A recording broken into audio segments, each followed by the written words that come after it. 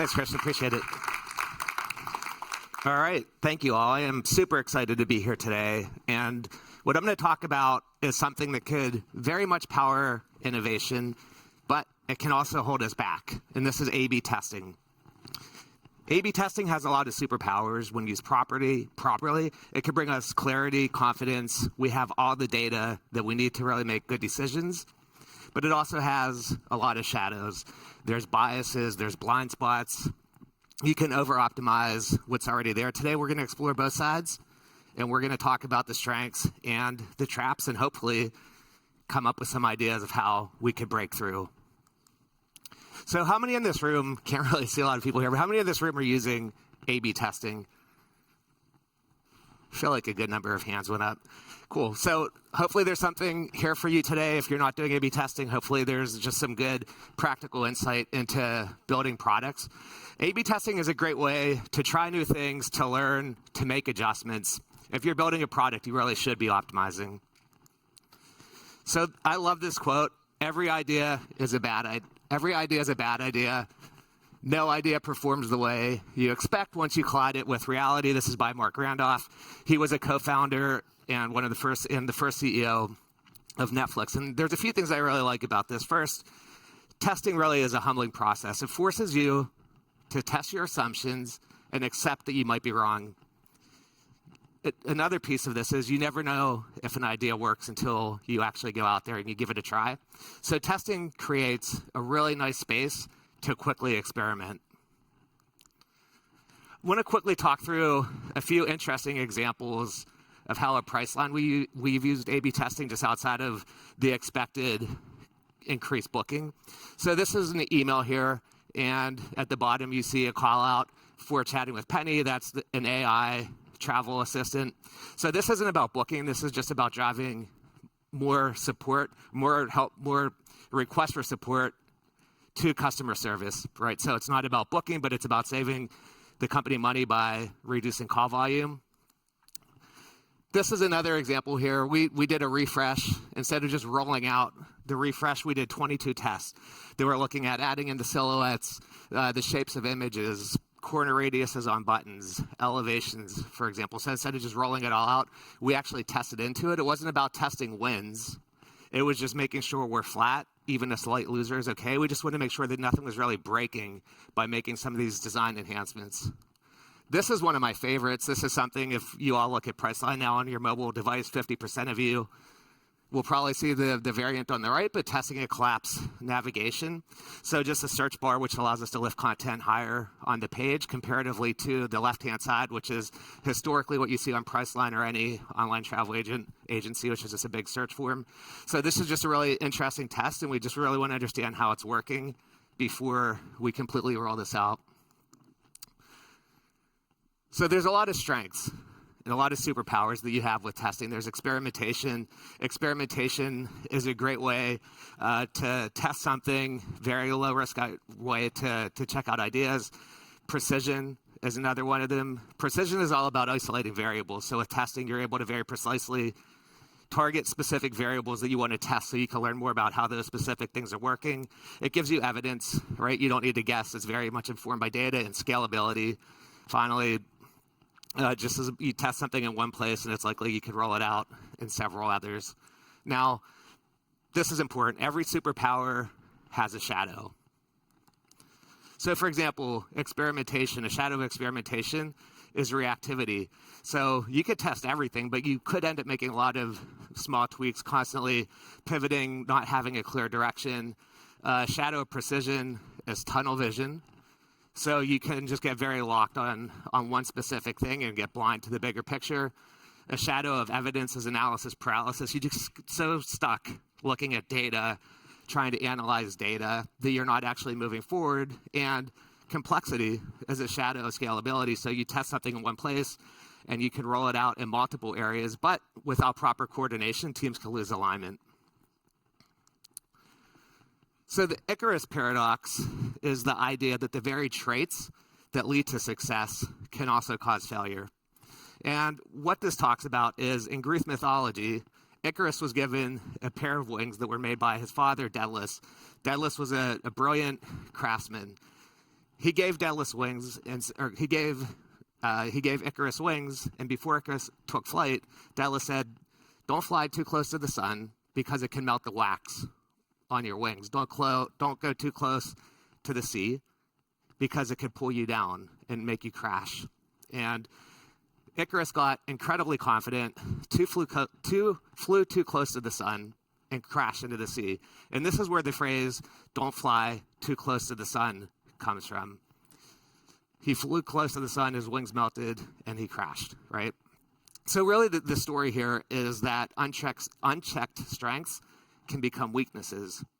So success requires not just playing to your strengths, but also recognizing what your blind spots are, how you can put up guardrails. So I want to talk a little bit about some lessons I've learned through the years of doing A/B testing and building cultures of experimentation. The first is biases.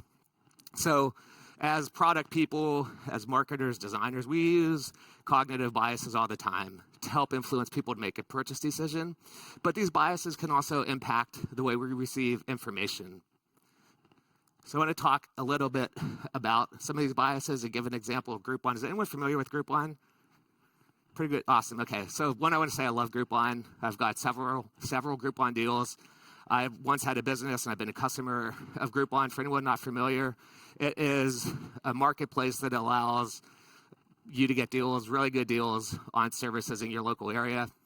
And Groupon realized really early on that one of its big drivers for pulling people in was emails. So they started sending an email a day, and they saw really great conversion. High open rates, clicks, it was looking great, and it confirmed that email was a very powerful channel. So they got a little bit confident. They started sending 2 emails a day, 3 emails a day, all the way up to 5 emails a day. And what started happening is there started to be some decline happening in the background. Users were getting overwhelmed.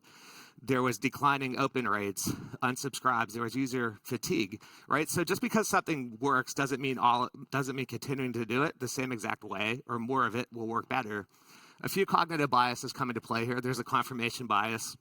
So this is the tendency to favor information confirming pre-existing beliefs. There's the survivorship bias. This is the tendency to only remember tests that worked. And the sunk cost fallacy. Sunk cost fallacy is probably something everyone here is familiar with. You start doing something, you put investment into doing something, you have an executive team that really gets behind it, it becomes harder to pivot or step away.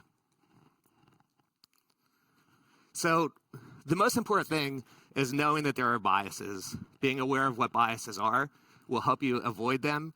In this case, thinking about what could prove you wrong is very important. Pay attention to all the signals, not only the early ones that look good, and know it's okay to pivot. Set checkpoints to ensure you're heading on the right path and you're staying on the right path. Next, I want to talk about culture and curiosity. I want to introduce you to Josh. In the movie Big, Josh is 12 years old and he's stuck in a grown man's body. Anyone familiar with this movie? Awesome. All right. So Josh is stuck in a grown man's body. He's working at the Macmillan Toy Company. They think he's actually an adult. He's 12 years old. And in this one particular scene, he's sitting in a boardroom full of executives, and they're pitching this idea for this new toy, a transformer, and it's going to be the next big thing. I was going to play a clip, but then I was worried there could be some tech issues and potentially some copyright infringement. So I put this together in storyboards. We're going to talk through what happened here.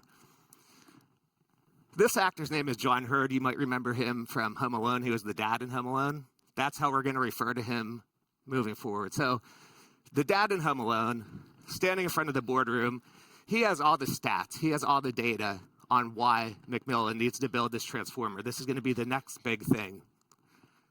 Meanwhile, we have Josh, who's the 12-year-old, stuck in a grown man's body. In the middle of the meeting, he's playing with the toy. He's making it dance. He's taking it apart. He's putting it back together. Boardroom's all kind of looking at him. Josh raises his hand. He says, "I don't get it." Brave, he spoke up. The dad from Home Alone kind of gives him this look, like, "What exactly don't you get, Josh?" He doesn't look happy about it. Josh just looks back at him. And he's like, a building that turns into a robot, that's not fun. So the dad from Home Alone proceeds to come forward and hand him a piece of paper. And he's like, if you haven't read the industry breakdown, you should. This is what it says. Here's all the data. Here's all the facts. This is why we need to build this transformer. Josh raises his hand again because he's brave and he's a 12-year-old in an adult body and says, I still don't get it. Everyone in the boardroom is kind of looking at him. The guy in the back there, that's McMillan. He's the CEO of the company. He says, what don't you get, Josh? It's a great example of leadership. Josh just goes on to talk about, could have been a robot that turns into a bug. That would actually be a lot more fun. The dad from Home Alone gives him this he gives him this look. He's not happy about it. He asks one of the best questions ever in cinema history, a bug. Meanwhile, the CEO leans in the back a little bit, and he's like, this is really interesting. Bow tie guy over here is also paying a lot of attention, and he's like, wait, so the robot turns into a bug? All of a sudden, you hear those chatter in the executive room. They want to learn more about it. The dad from Home Alone is just like, what is going on here? I'm giving you all the data, all the numbers. Meanwhile, McMillan in the back is just looking at Josh, and he says, well done, Josh, well done. So to me, this is a great example of culture and curiosity. There's a few things happened here that I want to call out, right? In order to have a healthy culture, you need to have psychological safety. A good culture makes it safe to speak up, even when something sounds naive. Josh wasn't dismissed when he said, I don't get it. In fact, the CEO is the one who leaned forward and said, what don't you get? That's a great example of leadership. It also important is a learning mindset. A good culture values learning, not just agreement. The room had data, and they had all the features, but no real sense of what users would love. Josh's questions opened up a space for understanding. And the execs didn't just tolerate it. They welcomed it. They listened. And finally, a good culture is about being user-obsessed. Your users are the ones who use your products. It is important to listen what they have to say. That is just as important as hearing what all the numbers are saying, because the users are telling you what those numbers actually mean. So you might be asking, how do I create a culture that believes in curiosity? And that answer is going to be different depending on where you work, what you do. That could be a whole other talk. But one thing I will tell you that is true is it starts with leadership. This is one of my favorite quotes. Leadership is a choice, not a position. This is Stephen Covey. So everyone in this room can change the culture in your company by asking questions, by challenging, by speaking up. Next, I want to talk about optimization being the tool, innovation being the outcome. I want to start by talking about local maxima. A local maxima is a point where small changes no longer yield significant improvement. And I want to tell the story about local maxima by telling you what it looks like to break out of it, by talking about a cheeseburger. In the 1970s, McDonald's was absolutely crushing it. They were a machine. They were cranking out burgers, shakes, and fries. They were all about speed, consistency, and scale. If you were working on their corporate team, you were feeling great. One thing you might be talking about is, how do we make the burger better? So let's talk about that. Let's talk about the burger and how we could optimize a burger. You can ask, can we add more sesame seeds to the bun? Can we just try a different cheese blend? Toast the bun slightly longer? How about a juicier patty? At the end of the day, you're still optimizing a burger. It's going to be a burger. Now, there was one franchisee at the time in California, and his name was Herb Peterson. He loved eggs. He loved Eggs Benedict, and he had an idea. What if McDonald's served breakfast? So what he did is he got English muffin, cheese, Canadian bacon, egg, and he created a special Teflon ring that was small and round to make a perfect size for a sandwich. This is how the Egg McMuffin was born, by the way, right? And this broke every single rule in the McDonald's playbook. They didn't open before 11. They didn't serve eggs. They had no breakfast menu. They had no early staff. They had no morning supply chain. If you were in corporate, you saw this as risky and way off brand. Herb tested it locally in his store, and people loved it. This is McDonald's hitting a global maximum. A global maximum is the optimal solution that can be achieved by testing different variations of a design, feature, or strategy. Today, breakfast accounts for 25% of McDonald's revenue. It created new customer behavior, which is morning drive-through, and it opened up a completely new market, breakfast. So I want to bring this into the Kano model. For anyone who's not familiar, the Kano model is a way to measure features to determine where you should continue to make investment. This is a very simplified view of it, but what I want to talk through here is just quickly what it means. So you have, at the bottom of the pyramid here, you have basic attributes. This could be things like a shopping cart, a checkout, product search, things that you absolutely need in order for your product to work. They're expected. Customers expect to see these things when they come to your site. You have performance indicators, which are features that are not necessary but increases engagement. It could be a responsive site. It could be multiple payment options. It could be filtering and sorting, for example. And you have your exciters. These are important, right? Exciters are things that customers don't know they want, but they're really delighted to find them. Personalization done right, for example, free shipping, buy online, pick up in store. Those are examples of exciters. Now, when you're optimizing, you're focused down here on the performance and the basic features. That's where you're focused when you're optimizing. This is also where the local maxima trap comes into play. So there's a few things that you need to keep in mind here. One, you need to take big swings, try new things, be a little bit risky. You need to ask what else. It's not only about what you're doing, it's about other things that you could be doing that you're not thinking of, like the Egg McMuffin. And lastly, always know the problem. As you start to test, as you start to get into any strategy, you might learn that the problem changes. It's always important that you understand what the problem is you're trying to solve. And I think there's one really important piece of this. You want to solve the customer problem. It's easy to look at it and say, well, this is what the business problem is. But the business problem isn't always equal to the customer problem. So always understand what the customer problem is and ask how you could solve that. You want to get the exciters, and you get here because you have a culture that believes in experimentation, and you have a team that is curious. So this is an important piece. So you have the Egg McMuffin, and what I want to demonstrate here is how exciters over time become basic expectation. McDonald's introduced the Egg McMuffin not too long after. Every every fast food chain is trying to figure out who could do breakfast better. Now, if you're fast food and you don't serve breakfast, you're just not getting the business in the morning. People are going to pass. And I realize we're talking about food, but think about literally any digital product out there. It came out within a very short time. Other people were doing it, and a lot of those products, a lot of those features just become basic expectations. Now, this brings me to innovation. Innovation is the process of introducing something new or improving something existing, leading to significant progress or change. A few key pieces to this. One, many people think innovation is just creating something new. Innovation is also improving something that is existing, and that's why A/B testing can be so powerful. But regardless if it's new or you're improving something that's existing, it's creating significant progress or change. Back to the pyramid.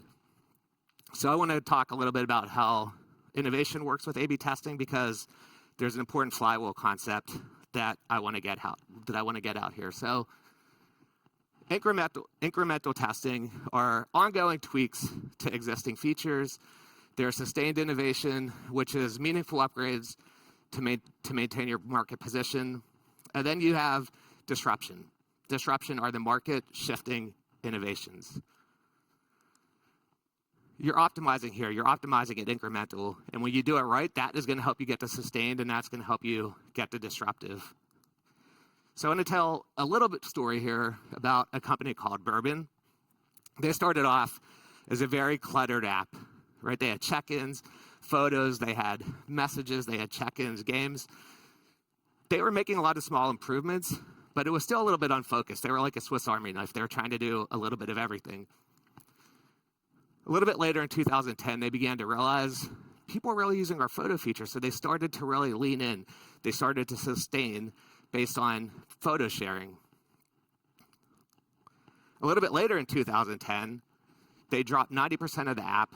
They went all in on photo sharing, and they created the first real visual culture behind sharing photos, and they rebranded themselves as Instagram. So that is an example of starting with incremental, learning, and reinventing. Now, I think Priceline is a really good example of starting with disruption, coming down to incremental, and back up. So Priceline was disruptive early on because they started Name Your Own Price. Some of you might remember William Shatner in The Negotiator, which is usually the first thing anyone says to me when you work at Priceline. Have you met William Shatner? I have not, but I did see him on a Zoom call once. So what they started was Name Your Own Price. So essentially what you could do is you could say, this is how much money I want to pay. Your deal will get accepted or not. Then hopefully you will go on your trip. It was bold. It was a new way of shopping. And it really helped with two key things. One, it was helping get rid of unused inventory. And two, customers or brands were able to maintain their brand equity because they were privately accepting the bids without releasing what those deals actually were. A little bit later, Priceline started selling cars, mortgage, gasoline, and groceries, all through Name Your Own Price. In 2010, they leaned more into travel, focused really only on travel. There was a dot-com crash in the early 2000s, so they scaled back a little bit, went all in, and so it's now Name Your Own Price for airline, hotels, rental cars, nothing else. A little bit later, 2004, this is an example of sustaining. Instead of just Name Your Own Price, Priceline introduced retail pricing. So you could either name your own price or you could pay full retail price. And after doing a lot of testing, a lot of incremental testing on Name Your Own Price, there was a few key insights that came out. Customers wanted speed and certainty over bidding. This brought us to launching express deals, right? It's not about bidding, it's hidden name shopping. So in other words, you could say, I want to go to Berlin, stay in this neighborhood in this type of hotel. You don't know what hotel you're going to get. You just know you're going to get the best price possible, and you find out what you're going to get after you book. So disruption feeds the next cycle of testing and learning. So express deals, one of the best things about it, outside of just being an improved deal product, is there's so much more to test. There's messaging, there's price drops, there's branding, there's placement, there's personalization. How do you get somebody to actually purchase something without knowing what it is? There's a lot you can learn from this. Over time, there was a lot that was learned about express deals. One key insight, travelers want more transparency up front. This led to something called price breakers, which is what's known as a semi-opaque deal. And so essentially, a price breaker is the same thing as an express deal, but instead of not knowing what property you're going to get, you're going to see 3 properties, you know you're going to get one of them. So it gives you a little bit more visibility into what you're going to get. Now, in addition to creating another really good deal product, it gave a whole bunch of new things to test. These new things to test are going to lead to more sustained and eventually more disruptive innovation. So incremental innovation becomes a flywheel for being disruptive. Use A/B testing to learn, not just optimize. When I first started working at Priceline, we were getting ready to launch the first loyalty program. Instead of just investing a lot and jumping into it, what we did is we started putting VIP messaging on existing savings claims that we already had. So on any online travel agency, a little secret here for anyone who didn't know, book a flight, you're going to get a cheaper hotel. Book a car, you're going to get a cheaper hotel. So we just started saying Priceline VIP, you booked a flight. Priceline VIP, you booked a car. We were giving people savings that they were already going to get, just branded it as VIP. We started to see a lot of signal, positive feedback on social, like, hey, I'm part of this VIP program with Priceline. This is great. I'm saving a lot of money. We went all in and built out a loyalty program. This gave us a lot of the signal that we needed to do that. This is kind of the way it looks. You have an idea, you collaborate, you test, you learn, you go back to collaboration. A few key pieces to call out here are, one, get to that first test as quickly as possible. Fail fast. That's one of the best things about this. Fail fast. If you fail, you either go back to collaboration or you realize it's time to move on. Maybe you're not solving the right problem. Maybe you're not asking the right question.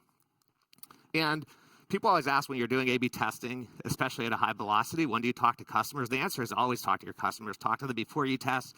Talk to them after you test. Talk to them while you're testing. The important thing is you're talking to your customers. The last thing I want to call out here is this first test. In my opinion, this is your MVP. The MVP is the fastest way to learn how to build a product with the least amount of effort. So learn early, learn fast. You don't need full designs, perfect prototypes, or a month of research. Get to that first test. Last, I want to talk about crash landings, failure. So there's no innovation and creativity without failure, period.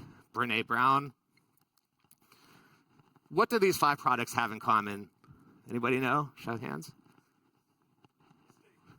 Exactly, mistakes, and they're all awesome. But yes, all these products started as a mistake. If you don't like one of these, there's definitely something here, right? So all these products started as mistakes.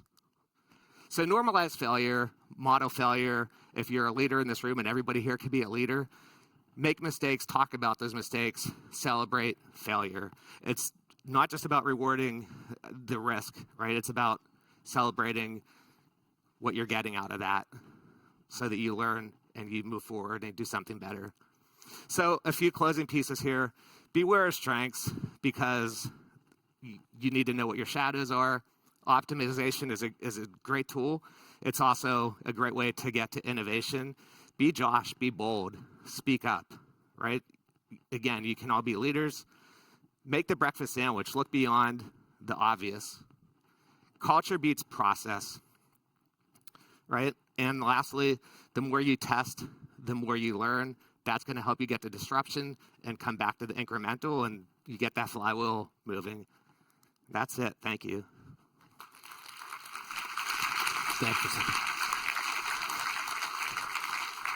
I think we have time for a couple questions. I love the big example.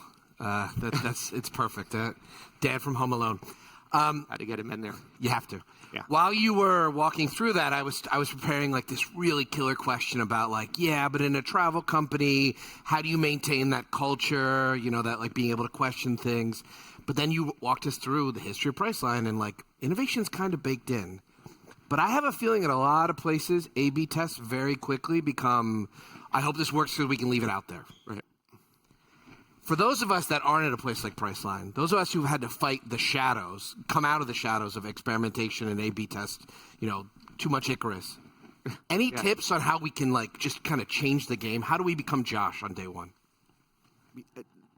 It's a great question, and you just have to do it. Okay. I think that's really it. I think a lot of the times you see something that's not working, you just kind of sit on it, and you don't want to speak up and say anything about it. So I would encourage anyone in this room, like, you know, be as curious as you can possibly be and ask questions.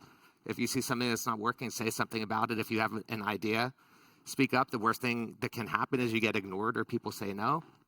The best thing that could happen is somebody listens to you, like Macmillan, and it makes a change for the better. It's people. It really comes down to people, and that's all modeled through leadership. I also think it's something I always say in my classes, like if you do that and then people are jerks to you, maybe you're not the right place. Like, if you can't ask open questions, you can't say a building robot sucks. That's absolutely true. You've got a question here. Let's see, where was it? Yeah, so there's a very specific question about some instances where A/B tests have failed. Some learnings, for instance. You probably have seen more A/B tests than almost anybody in this room. Any principles you want to share? So for one thing, I think, you know, your win rate on tests is going to probably be around 20%. So roughly 70 to 80%, probably closer to 80% of the tests you run are, in fact, going to fail. And it's through those tests that fail that actually lead to the smaller percentage of tests that win. So I think it's easy to celebrate the wins. Like we have a Eureka channel, as we call it, and it celebrates the wins. We don't actually have a losing channel, and I've been actually pushing hard. We should be talking more about the losers because there would probably be nothing in Eureka if we didn't lose before we got to the win. That's nice. Continuing our very practical point, any new AI tools and A/B testing that you'd recommend to the group? There's some interesting stuff with AI out there. There's synthetic users that are out there right now, so you could use them. There's synthetic users that work in both qual and quant. We've been experimenting a little bit with synthetic users that work in the quant landscape, so you can put in a hypothesis. It's not able to exactly do an A/B test, but it will tell you what it is. It's not evaluating UI, but you ask the hypothesis, and it will kind of tell you what it thinks is going to happen based on the sample of the synthetic users. We don't use it for testing, but it becomes a very interesting and handy tool to use to help frame the hypothesis or to help the design team get on the right track ahead of time, because you have a little bit more confidence in what you're going to do. I've also heard of some interesting AI stuff out there. We're not using it, but I was at a conference a few months ago, and somebody was talking about AI they're using to actually look at messaging. When they run messaging tests, they have AI evaluating the messaging. If it's not hitting certain numbers for significance, it will actually rewrite the message and automatically relaunch it. So I thought that was an interesting one also. And make sure to write those examples down, because they'll be changed in about 20 minutes. Those will do everything you said they don't do yet. Yeah, right. One last one. I'm going to go ahead and paraphrase this a little bit, because I think there's a broader way to focus on the criteria taken into consideration. It's more about gatekeeping, right? Your Josh example is great. Josh happens to be a lucky 12-year-old who gets to a seat at the table. What are some tips on how to make sure that you have the right gatekeeping in check, so that you're not betting on the wrong ideas, but at the same time keeping it open, encouraging a culture of curiosity? So the slide I showed that had the process, it's the collaborate. Okay. It's the collaborate piece. And collaborate, it's not just the designer sitting in a room coming up with ideas. It's the designer sitting with somebody from product, sitting with somebody from tech, sitting with somebody from business. And everybody should feel free to explore, do workshops. We started putting together more of a 2-hour sprint up front to really learn, come up with ideas, make sure we're solving the right problem. And with that, you have one idea that you want to move forward with, but you also have other ideas. And it's also thinking about the biases, because those do come up. So whenever you go into a test, understand what could potentially go wrong, what data points should you be looking at that are outside of the key KPIs that you're trying to win on. And if you can collaborate and be mindful of your biases, I think it will help you get to a better place. I had one last one about consensus. Like, do you always have to go for consensus? Can you listen to the loudest voice? Somebody's very passionate, but we're not going to have time to ask that. So you got to ask Ryan. Ask me. I have opinions on that one. He can't wait to tell you. So, all right. Thank you, Ryan. Thank you.